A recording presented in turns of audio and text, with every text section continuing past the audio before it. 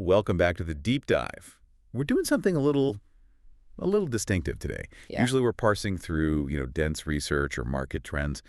But today, we are really on the ground level. We're looking at the raw data of human behavior, specifically how you teach toughness, resilience, leadership to a generation that's, well, constantly accused of lacking all three. It was a really powerful session to observe. And before we unpack any of what I saw inside that room, I think we have to start with the mission. It sets the context for everything. Okay, let's hear it.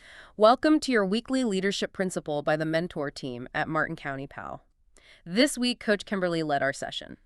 At Martin County PAL, our goal is not discipline, it is growth. We meet youth where they are and help them develop into healthy, productive leaders for the future. That's a strong start right there. Not discipline, but growth. I feel like a lot of people mix those two up, especially when it comes to raising kids. They really do. So set the stage for us. We're looking at a session led by Coach Kimberly. And I did see in the notes the head coach, Coach AJ, was out. I mean, that's got to change the dynamic, right? It's the classic substitute teacher effect. Completely. And that's really where the observation begins, because in any group, when the main authority figure leaves, you expect a vacuum. You expect chaos, almost. For sure. The kids start testing the boundaries, seeing if the rules still apply. Exactly. It's a stress test of the whole culture. And, that was the first fascinating data point. Coach Kimberly stepped in, and she didn't try to be Coach AJ. She led with this incredible clarity. Okay. Now, I won't sugarcoat it. The initial energy in the room was mixed. We're talking about teenagers. Of course. Restless. Yeah, restlessness, fidgeting, that low hum of distraction. But the mentor team, they were the variable that stabilized everything. They didn't yell. They just modeled focus, had these quiet little side conversations. So they settled the room. They settled the room. And once it was primed, Kimberly pivoted the entire group to just one single heavy concept: resilience. Resilience. Okay. I have to play devil's advocate here for a second. Go for it. That word, it's almost lost its meaning, right? It's on corporate posters. It's in school curriculums. It's a buzzword. How do you make that actually land with kids who've probably heard it 1,000 times? That is exactly the challenge. You can't just say, be resilient. They glaze over. So she moved it from an abstract idea to a physical reality. She used an analogy that just stopped the room cold. She started talking about diamonds. The diamond analogy, okay, a bit of classic. Yeah. But it can feel a little superficial, shine bright like a diamond, that kind of thing. It can. But this was different. She stripped away the shiny part immediately. She asked the group to think about a diamond and a piece of coal. Okay. And she pushed them on the chemistry. Fundamentally, she said, at a molecular level, they are the same stuff, just carbon. The building blocks are identical. It's not like the diamond had better material to start with. Exactly. But so she poses the question to the room.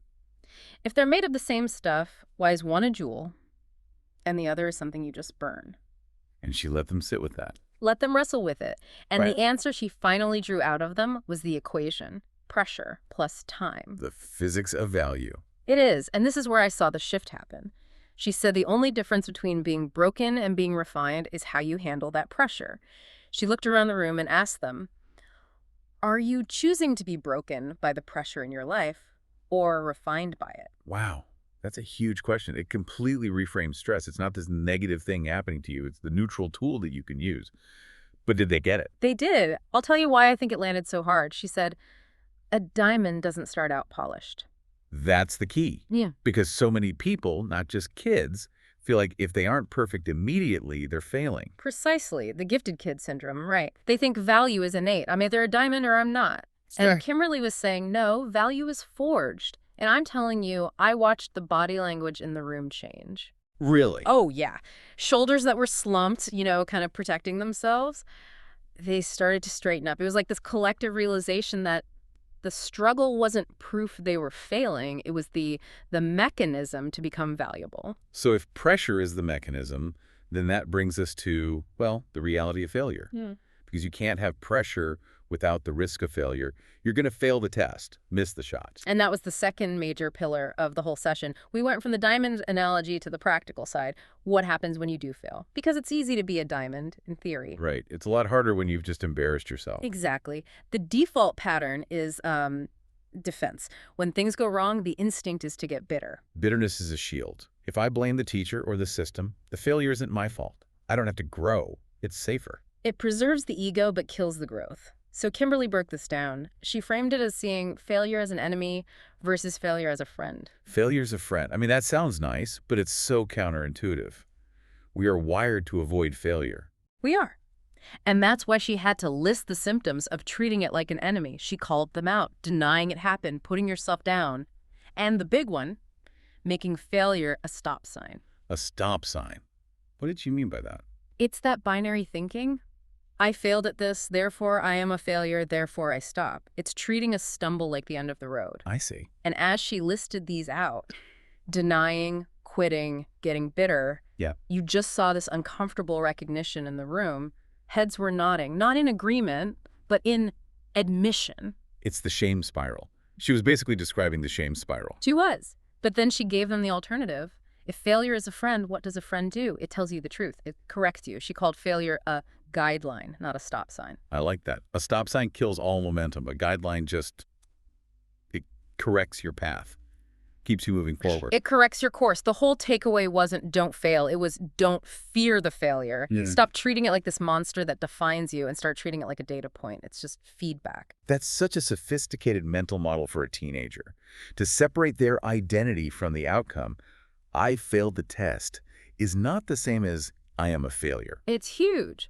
But, and this is where it got really real, we can sit here and talk about failure as data all day.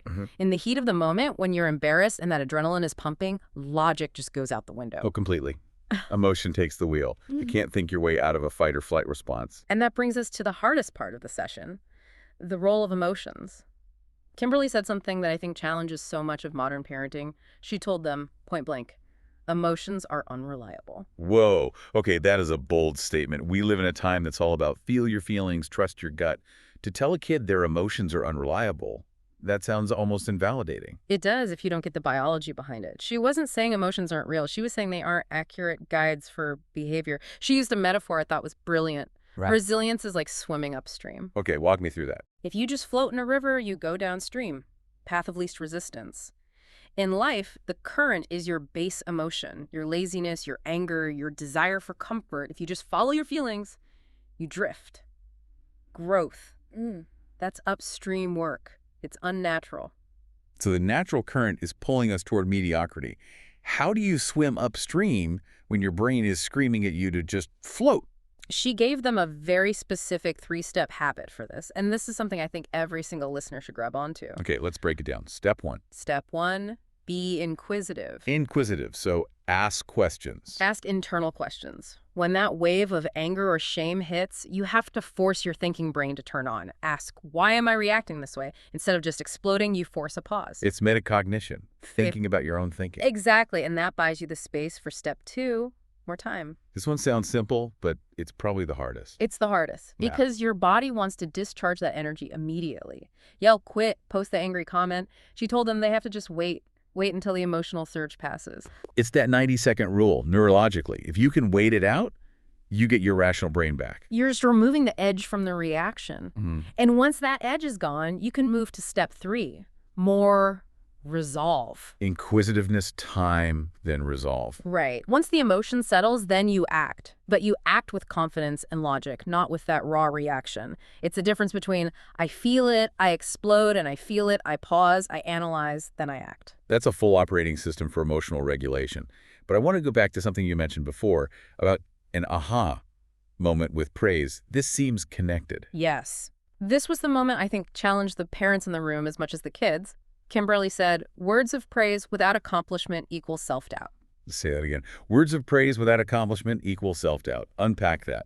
Most parents think if a kid is struggling, you just pour on the praise. You're great. You're so smart. We think we're building self-esteem. And that's the trap. Think about it from the kid's perspective. If I know I haven't done the work, if I know I'm still just coal and you tell me I'm amazing, what does that teach me? It teaches me that you're either lying or your standards are really low. Exactly. It creates this cognitive dissonance. imposter syndrome. The kid is thinking, they say I'm good, but I know I haven't withstood any pressure. So unearned praise actually breaks trust. It breaks trust in you, but even worse, it breaks the child's trust in themselves. Kimberly was so clear, self-respect is not a gift, I can't give it to you. It is self-created success. That's the takeaway right there. Self-respect is a lagging indicator of hard work. You can't just hand it to someone. You can't. Real self-respect comes from the struggle. It comes from withstanding that diamond pressure. When a kid works hard, fails, adjusts, and then finally succeeds, that feeling they get is bulletproof. When we give them praise without the struggle, we're robbing them of that. We're keeping them from becoming diamonds because we're too afraid to let them feel the pressure. That is profound. We think we're protecting them, but we're actually keeping them fragile. We're keeping them as coal. Okay, this is a lot to take in. We've gone from pressure to failure to emotional regulation to the paradox of praise. For the parents listening to this deep dive, how do we actually use this? Because it's easy to agree right now, but at 6 o'clock tonight when homework isn't done, it's a different story. Right. We need a micro habit. We call it the nudge. This is the parent action step for Give us the assignment. First, you have to accept the premise. Resilience is a muscle. You are the personal trainer. So this week, when your child faces a setback, and they will, a bad grade, a missed shot, a fight. The gut instinct is to fix it. Let me email the teacher or comfort them. Stop. Don't fix it. And don't rush in with that empty praise. That silence is going to feel excruciating for some parents. What do you do instead? You ask one clear question. You look at them and ask, are you treating this failure as an enemy or a friend right now? That just puts the ball right back in their court. It forces them to think. It forces awareness. And if they're blaming someone or getting bitter, you just gently call it out. It sounds like failure is your enemy right now. Then you challenge them. What's one thing you can learn from this? Okay, and then? Then you push them to get a small win immediately after. Define small win. Anything that reestablishes control. If they failed a math test, it's not go study for 3 hours. It's do 3 problems correctly right now. If they're spiraling emotionally, the small win is making their bed or washing the dishes. It's about movement. Stop the spiral and start the climb. Exactly. Action kills anxiety. They prove to themselves in that moment that they're still capable.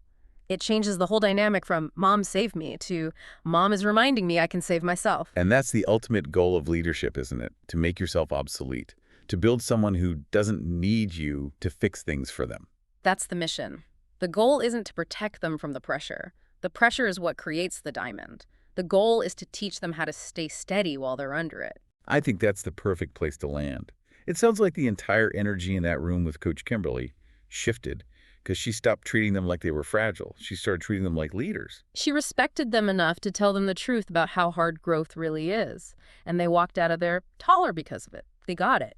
The struggle wasn't an accident. It was the path. Well, there you have it.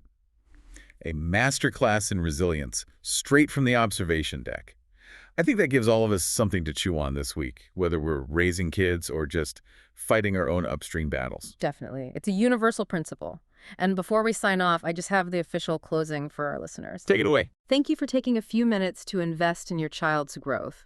If this message resonated with you, I encourage you to subscribe to our channel, like or comment on this episode, and share it with other parents who care about raising strong, capable young leaders. If you would like to learn more about Martin County PAL or are interested in supporting or partnering with our program, please reach out. This work only happens because of people who believe in meeting youth where they are and helping them grow into who they can become. We appreciate you being part of that mission. We'll see you next time on The Deep Dive. Stay resilient.